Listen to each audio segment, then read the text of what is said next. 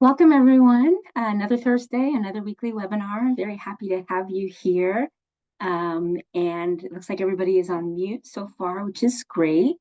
If you need closed captioning, please feel free to use the closed caption button at the bottom of your screen, and feel free to use the chat function if you have any questions or comments during our time together today. Our Director of Outreach, Recruitment, and Engagement, Dr. Lewandowski, is online with us today, so she'll help monitor the chat since I am doing double duty today as your host and your speaker, and I'm very excited to be doing that, mostly because, as I think I said last Thursday, Thursday is probably my favorite day of the week. I really enjoy having the webinar and learning so much right along all of you and sharing information, and feel especially honored to be able to share some information today. So as far as an introduction, I actually didn't think about that until, until right now, but many of you know who I am, and the short version is I'm the Community Engagement Coordinator here at the KU ADRC.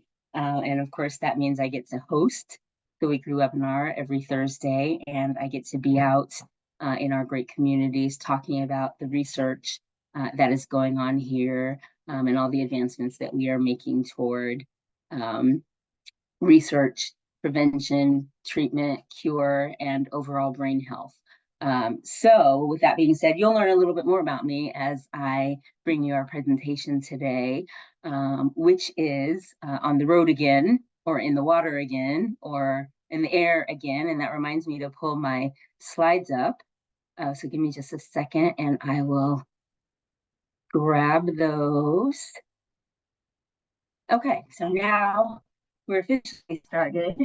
Um, and the reason we have this topic today is that in just a few days, on Monday, we will sort of unofficially kick off summer and the travel season. Although, I mean, I think there's always a good time to travel.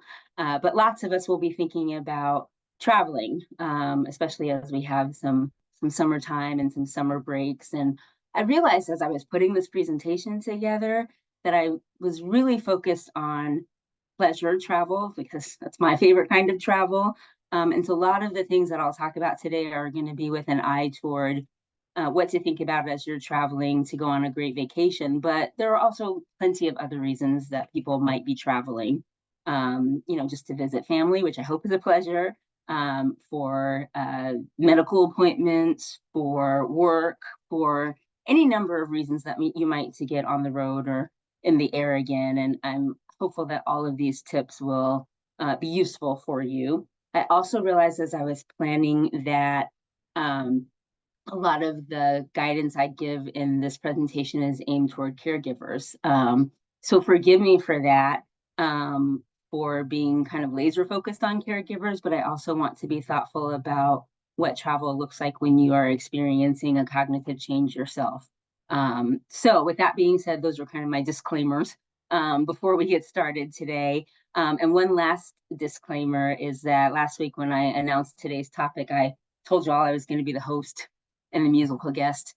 And I promised you that I wasn't going to sing, and I'm still not going to sing, but I am going to indulge a little bit because as I was thinking about how to frame this conversation and what I could title it, because that's the fun part, Willie Nelson spoke to me, and Willie Nelson said, let's talk about getting on the road again, on the road or the water or in the air again.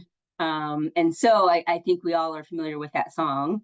So with apologies to Willie Nelson, he says, on the road again, going places that I've never been, seeing things that I may never see again, and I can't wait to get on the road again. Everybody sing. You can sing along if you like. So I took a little license, thank you, Mr. Nelson, and I rewrote a few lyrics to On the Road Again, and there are more words than there are syllables and notes for the song. But I was thinking about how I wanted to talk about travel. So my verse for Mr. Nelson's song is traveling again. Do we dare to do this? How, where, why, and when? Questions, concerns, and wonders to make our trip a win on the road, water, or in the air again. So that mostly fits with the little grace. So with that said, let's get on the road here. And I also, if you read the description of today's topic, promised that, or threatened, whichever one you want to believe, that I would share a few pictures of my travel. So this first picture is actually taken on a yacht. Doesn't that sound fancy? On the Persian Gulf in Dubai, United Arab Emirates. And I had the great honor and pleasure of getting to go there with my mom last fall. And my mom is with us again. This is great. She joined us last Thursday, and I see her again today. I think she probably took this picture. So let's set sail on our trip, and we'll talk about travel tips for people experiencing cognitive change and caregivers. All right, so we have to think about planes and trains and automobiles. We have, for better or for worse, we have lots of options when we are considering travel, whatever kind of travel it is we're going to engage in. And this is probably nothing that is going to be surprising or new to any of you, but as we think about our travel options, we want to think about what's going to be most comfortable in terms of time and space and distance, and what is going to engender the least amount of anxiety. I cannot promise you that there is any travel option that will make you not anxious at all, because travel is kind of inherently intense and exciting and anxious. But think about what will make this the smoothest. And one of those things is if you are going to travel by plane, consider nonstop flights to be efficient. You might save more than a few dollars if you choose a nonstop flight, but exchange that for the time you'll have to put in getting on and off a plane to the right gate. What if there's a delay? What if there's weather? What if there's any number of things and you haven't even left yet? So as you're planning your travel, especially if it's by plane, think about going straight to where it is you'd like to go. We, those of us who live here in Kansas City, I think are pretty fortunate because we're in the middle of the country. We have a lot of options to go somewhere without having to stop. I think that might be why they call us flyover country. And I'm choosing to take that as a compliment and not an insult. It's really easy to get from Kansas City to somewhere else without having to stop necessarily. But think about that if you're going to travel by plane. And that's true for both a caregiver and for a person with experiencing cognitive change. As I said before, traveling is, it's kind of exciting. And the best part, of course, is when you get there. And then the other best part is when you get home. But if you can reduce any of those stressors, I think you'll be in for a literal better trip. On the other hand, if you ride by car, you have some measure more of control over where you go, when you go. You can stop and see fascinating things along the side of the road, like the largest ball of twine, which is somewhere in Kansas. Probably a lot of you have seen it. Or on road trips in my life, we have stopped for delicious food and souvenirs. About 13 years ago, I was an employee for the state of Kansas in a previous iteration, and I stopped at the place, and I should have looked up the name of the town. One of you might know it. If you do, put it in the chat. There's a place in Kansas where you're equidistant from Los Angeles and New York and somewhere north and somewhere south. I think it starts with a C. Maybe that should be the brain booster next week. Y'all help me remember where that is. And that was really cool to be able to stop and know that I was right in the middle and I could reach all these places, and never would have known that that place existed if not for being on the road in a car. Also allows you to get out and stretch. You certainly can't get up and stretch when you're on an airplane, and the airplanes definitely do not give you enough room in those little seats to stretch. So driving in a car gives you a chance to take a break and see some fun things, and you have some control over, we'll drive another hour, we'll drive 2 hours, we'll stop at this hotel, we'll do whatever. You can also listen to really great music and audiobooks and have wonderful conversations. One of my favorite tips I learned in social work school was that when you need to have a tough conversation, you might decide that you're going to get in a car to have it. Because if you're in the car, everybody's facing forward. And if somebody's in your passenger seat or even in the back seat, you don't have to make eye contact. And you can talk about whatever's on your mind without having to look at each other. And sometimes those are when the most meaningful conversations can emerge. John Lang says Centropolis. You might be right, John Lang. I'm going to keep thinking. Thank you very much for saying so in the chat. So riding by car can be helpful. Also keep in mind that driving demands a lot of our energy and attention, and best to have more than one driver if you can, so you can take turns. I know my mother can attest to you that I cannot stay awake in a car if I am not driving. And I think that was the strategy she used when I was a kid. And now 48 years later, it still works. So if you are choosing to drive on your trip, make sure you got somebody that can spell you and give you a break, or at least talk to you and keep you going. And keep in mind, if your loved one that might be experiencing a cognitive change, driving is a whole other conversation. We have absolutely had at least one webinar about who should drive and when they should drive and when they should stop driving. And that might be one of those tough conversations you have while you're on your road trip about what driving means to everybody. And then our fourth point here, consider everybody's needs and desires as you plan your trip. I mean, everybody's got, I think, at least one relative, right, that is like the cruise director, the planner. I know that in my family, it's me and my mom, and we have a good time planning. But think about what's going to work for the most people in your group. Try to keep it simple. I mean, I am a planner. I like to know what I'm doing every minute of the day, which makes me feel satisfied, but I think could be overwhelming, maybe for someone who's experiencing cognitive change, who may need to take things at a slower pace, may need to relax a little bit more. So think about what's going to work in terms of mobility, in terms of energy level, in terms of needing to have a food break and a medication break, and of course, a bathroom break. These are all things you're going to need to remember as you're thinking about planning your travel. Okay, I'm going to go to the next page. I think I'm going to go to the next page. Yes. All right, so time zones and climate change, and what if you have to rearrange? And yes, I did spend a certain amount of time making sure that rhymes, because these are all things you have to think about as you plan to travel. New places to visit are always top of my list, but also think about, keeping it to something that might be most familiar for you as a caregiver, or for you as a person experiencing cognitive change, or you as a human. Humans tend to thrive on sameness and reliability and being able to do things that they're used to. But we also have our senses of adventure. Flexibility is your boarding pass to a first-class excursion. And I want to draw your attention. I wish this picture had come out a little bit better, but this is a picture of a globe that I came across in a city called Higüey, Dominican Republic. I went there in March of this year. And why am I mentioning this to you? Because I think it perfectly illustrates needing to be flexible and having a map and using the map, but also being willing to throw out your map. So you may not be able to tell, but this is a globe, and it shows what is purported to be North America and South America.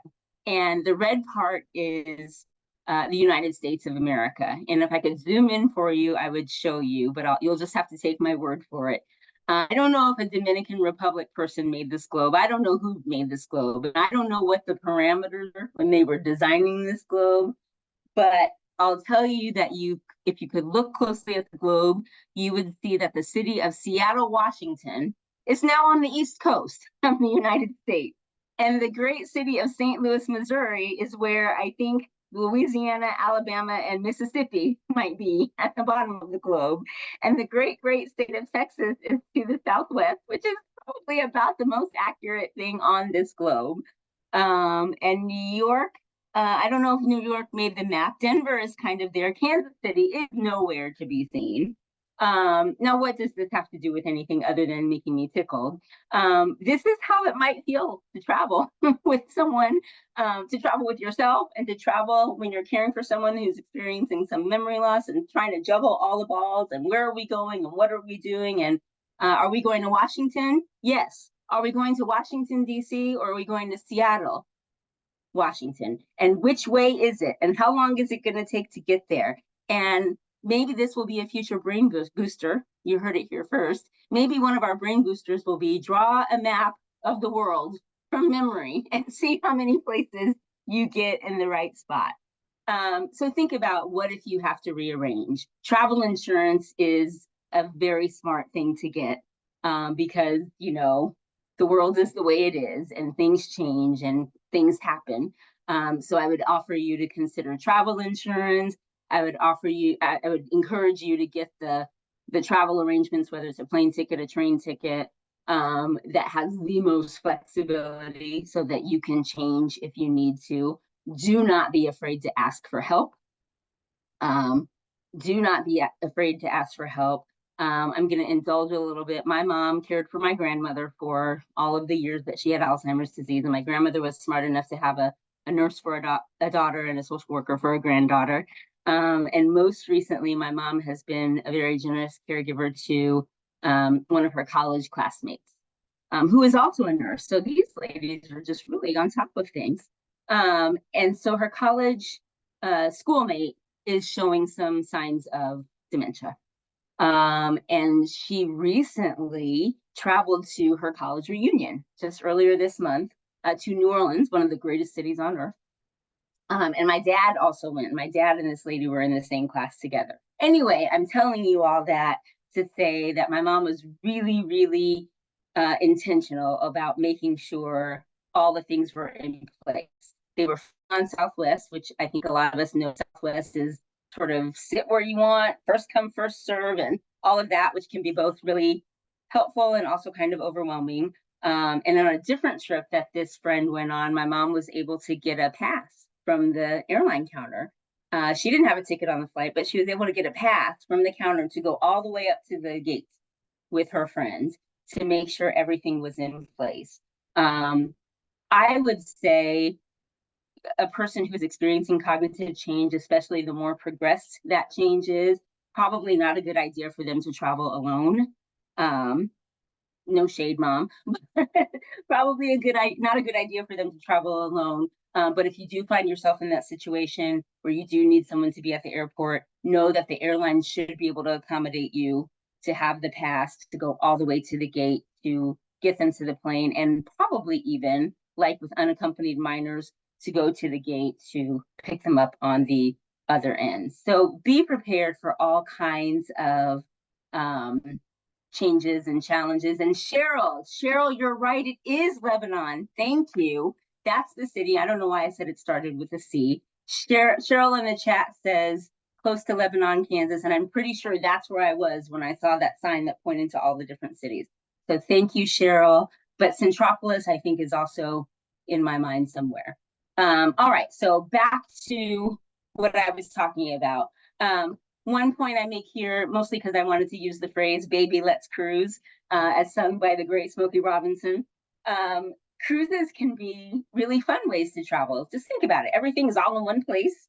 All your food is there. You can eat as much of it as you want to. You don't have to unpack. You put your suitcase away. And there's always something to do. There's a pool, there's a show, there's a library, there's all kinds of things to do for every level of engagement. So cruises can be fun. Cruises post-COVID, I'm not sure. The last cruise I went on was 1 year before COVID. And some of you who have heard me speak about Alzheimer's have gotten to see some of my cruise pictures. And I've used cruising as a metaphor for what it's like to navigate our brain health. But I mentioned cruises because I had to have something related to in the water to go with my on the road again theme. And so they can be nice options, but they also can be really loud, and they also can have a lot of people. And there are lots of little nooks and crannies on cruise ships where people can hide away. And we know that wandering or elopement as part of dementia is a great concern. So I mentioned cruises can be wonderful. I encourage you to try one if you haven't. Cruises also can be a lot for all of us, and especially someone that might be experiencing some memory loss. And no matter where you go or how you go there, know that as dementia progresses, people do become increasingly dependent on other people for their care. I mean, who among us as humans doesn't need somebody else to help us care for ourselves? But people who have dementia become even more dependent on someone else for their care. And that's something you're going to have to think about, not only in your daily life, but also in your adventurous travel life. All right, so next slide is coming. Here's a handy list. I think it's handy of things you want to make sure you have with you when you travel. And in case you're wondering, this presentation will be available as a PDF after our time together today, if anybody wants a copy. And yes, you have to take the pictures with it. But if anybody wants a copy of the actual good information, I will be happy to email it. So you know what to do. Send an email to myalliance@kumc.edu, and I will share it with you. Here's a list of things to think of that you want to make sure you have when you travel, including IDs for everybody, whether it's a driver's license, a passport, a state ID, something with a picture and a name that can be attached to everybody that's traveling. Confirmation numbers and itineraries for whatever it is you're going to do. These days, this next one, this advice to have the addresses and phone numbers of wherever it is you're going to stay. I think this used to be important in a different way. Now we all have smartphones and we can Google things and we can look things up, but you never know when you might be somewhere where you don't have service. So make sure you know where you're going and you have your map and your address and the contact information for everything at all times. You want to make sure you have a list of current medications with dosage and frequency information, and make sure you take enough with you, because you never know if you might run out. Hopefully you won't run out, but you'll need to make sure you're ready to take care of yourself. Phone numbers and addresses of local police departments, law, healthcare professionals. You know, God forbid something happens, you want to have those. Food and drug allergies to make sure you're staying safe, especially if you're going to be on any extended travel. Copies of your legal paperwork, like your living will, your advance directive, your powers of attorney, are good to have, even if you just have digital copies. You don't necessarily need to take your whole notebook with you, but if you have some electronic or digital copies, those are good to have access to should you need those. Contacts to call in case of an emergent situation, and then your health insurance information. Those of you who know that Medicare is my other passion, I could not resist putting a note in about, if you are a Medicare beneficiary, your Medicare insurance is going to work only in the United States in most cases, unless you have a supplement that has a foreign travel policy attached to it, or you purchase that travel insurance that I mentioned. The exception is if you're on the border, if you're going to Niagara Falls or to Tijuana and something happens to you and the closest healthcare facility is in Canada or Mexico, Medicare might cover you in an emergency. So think about your travels if you need to stay somewhere along the United States border, but also not be in the United States. Those are your two options, Canada or Mexico. Otherwise, Medicare only wants you to be in the United States. And hopefully that won't ever be something you have to think about, but keep it in mind as you travel. All right, we are, unsurprisingly to me, even though I feel like I just got started, we are coming to the end, nearing the end of our time together. I want you to know about a few resources. The first one is a travel tip sheet that our friends at the Alzheimer's Association have put together. A lot of the things I have mentioned today without all the cool pictures are on this tip sheet. I can send it by email after today, and or you can go to the alz.org and look up travel tips. There's lots of great ideas and things to consider as you're traveling for whatever reason. The next one is companion cards. Some of you might be familiar with these. Companion cards are like business card size. You can keep in your wallet or your pocket or your purse or whatever. And they have language on them that says things like, my companion has dementia, or my companion has Alzheimer's disease. Not everybody knows what dementia or even Alzheimer's disease mean. And then on the other side of the card, it says something like, this means my loved one may behave in ways that are unusual. Please be patient. Thank you for understanding. And so you might find yourself wanting to express that while you're out and about. You don't even have to be traveling. You could be at Walgreens right here in Kansas City. But if you have those companion cards and you find yourself in a situation where you could use a little grace, and who doesn't need a little grace, you can take those cards out and share them with other people. And I believe on the card, there is a link to the website of the Alzheimer's Association, as well as their 24-hour telephone line. And then finally, all of us in Kansas City, I think, are well aware of our, can I still call it brand new? It's been a little more than a year that we have a brand new airport in Kansas City. And it's, first of all, I loved the old airport. I was one who thought, now, why do they want to ruin a good thing? The old airport was great. It was easy to use, but somebody somewhere decided we needed a new airport. And so we have one, and I've gotten to travel in it a few times. And it is a really thoughtful place. And that is because our friend, Michelle Needens, who is the director of the Cognitive Care Network here at KU-ADRC, she and some other good friends of mine, Ron Zoglin and Deborah Schaus, and some other great folks, are part of a group that wants to make the world dementia friendly. And so before the airport opened to the public, those folks went out to MCI and did an assessment. And they talked to the airport designers about what we need to do to make this airport accessible and friendly for people experiencing cognitive change. Everything from the bathrooms, there are all gender bathrooms, and there are bathrooms with large stalls in case you need to go inside and change clothes or just have a seat and take a break and you've got room. They talked about the floor design. I don't know, those of you who might remember the old Kansas City airport, the floor was really cool and also very confusing. It had all these arrows and lines and dots, and it could be overwhelming even for the best of us. So the folks that designed the new airport even thought about making the floor at the airport visually comforting and calm. And they use lots of greens and browns to make it look like you're just in a happy meadow enjoying your day. So I've linked to the article here that is from the KU Med Center communications folks. And they talk about some of the things Michelle mentioned to the airport team. And they really have implemented a lot of those ideas. So check it out because it gives some great travel tips. It gives some great tips for just living with a dementia diagnosis and living as a caregiver. So we're pretty proud to have had a connection to that, and I think you will find it useful. All right, so here is just a shameless plug for you looking at two pictures. The one on the left is in Dubai. That is the world's tallest building, the Burj Khalifa. It is 2,722 feet or half a mile tall. And this is absolutely an optical illusion because you see me standing in front of that building and I look like I'm about half as tall as that building, and I am not. I am only 5 feet tall. So this building is like 500 times taller than me, but there it is.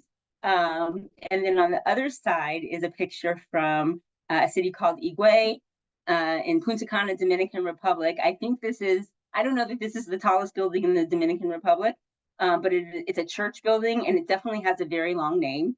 And the name of it is the Basílica Catedral de Nuestra Señora de la Alta Gracia, which is probably the longest name of a church in the world. And the word Alta Gracia doesn't exactly translate to English, but the closest I can get means high or tall grace. So of course, I had to take a picture there. And the person who took my picture was very clever in telling me how to pose so it could look like I was touching the top of the building. I leave you with make your memories measure up. I hope you get to travel for fun, and I hope it is meaningful and lovely for you. And here's a few tips. My favorite one is probably the third one down. When preparing to travel, lay out all your clothes and all your money. Then take half the clothes and twice the money, and you will have a successful travel. I think I have one more slide. Yes, this last slide is, this is the desert in Dubai. My mom and I we rode in some SUVs across this desert, and it was every bit as cool as that probably sounds. And I learned a couple of phrases in Arabic, and the one on the left is Shukran Lak Habibi. If there are any Arabic speakers, I hope I did that right. Thank you, my darling, which is what our drivers said to us every moment they could on the trip. They said, thank you, thank you, thank you. And so I echo that. Thank you for listening to me and indulging me and letting me show my pictures and share some thoughts about travel. The word Habibi in Arabic means my dear or my darling. So you're all my darlings. And then on the right side, I use Google Translate to figure out how to say for attending the weekly webinar, and I just have to trust that Google Translate is correct about that. Thank you for being here. I think it is probably at least 2:30. But I am willing to stop for a moment or two in case you have any questions or comments. John Lang, I just noticed your picture of Christ the Redeemer on your Zoom picture. That is fantastic. That is another place I have been and that I can recommend. So you made my day. Thank you for having that as your picture. And so I will pause momentarily to see if anybody has any questions or anything you want to know about travel. I'd be willing to take those in the chat, or you can unmute yourself. And while you're thinking, I will let you know that next week's speaker is a fan favorite. Rosie Pasqualini will be with us next week. And she is going to talk with us about the truth about brain games. Doesn't that sound scandalous? Like maybe there's something hidden about brain games. So she's not brain games. I don't mean brain games. I mean brain training. Like those things like Lumagen, I think that's the name of one, or Prevagen, and all those things that, you know, advertise on TV and tell you they'll make your brain work better than it already does. Rosie is going to give us the 411 about whether those things are really what they promise. So that's next Thursday. We'll have some information about it in the next My Alliance newsletter. We are closed on Monday for the Memorial Day holiday, but you're welcome. You will still get your My Alliance newsletter on Monday morning at 7 o'clock. Because that's just the kind of generous people we are here at the KU ADRC. We want to make sure you get your notes. Lloyd, you are correct. Lloyd says in the chat, make sure and take a copy of your passport in case you lose it. You can take a photo of it and have it in your phone. You can take a photo of it and email it to yourself. You can make an old-fashioned Xerox copy of it and leave it in a safe place. Several copies. Dr. Lewandowski is absolutely right. You do not want to find yourself in some other place without your ID, especially not another country without your passport. That's a great idea. Grindel says, thank you for this topic. You're welcome. Traveling to San Antonio next month for a wedding. Well, that sounds like a joyous occasion. I hope it is everything that you want it to be, and you are super kind to travel to Texas in June. So I hope your family members or friends appreciate it. I hope you have a fantastic time. I'll remind you that if you want a copy of this presentation, send me an email at myalliance@kumc.edu, and I'll be happy to share. And there's some of those links that I mentioned are in the presentation also. Dr. Lewandowski says, remember to take pictures. That's right, because you never know when you'll have to present on a weekly webinar and you need pictures for your slideshow. So make sure you take pictures. They're also lots of fun for your memories.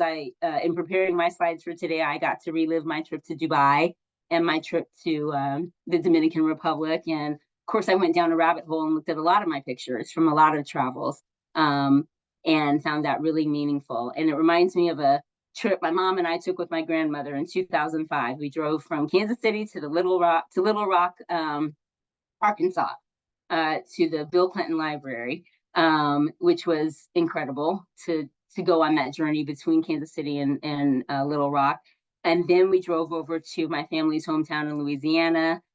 We did not drive to New Orleans, which was very smart of us, it turned out, because the week we went was the last week of August 2005 when Hurricane Katrina came, and we got out just in time.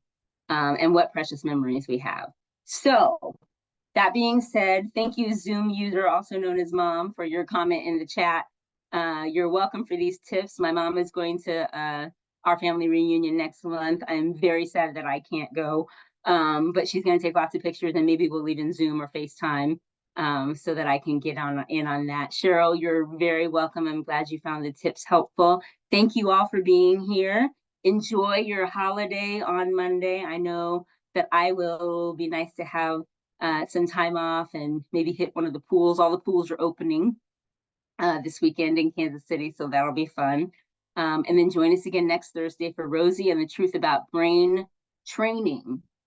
The truth about brain training. I can't wait to find out what Rosie and her expertise will tell us about those brain training programs. All right. Thank you, everyone. I will get this recording posted here in the next little bit this afternoon, I think. And I hope you have a great weekend. Take care, everyone. Bye-bye.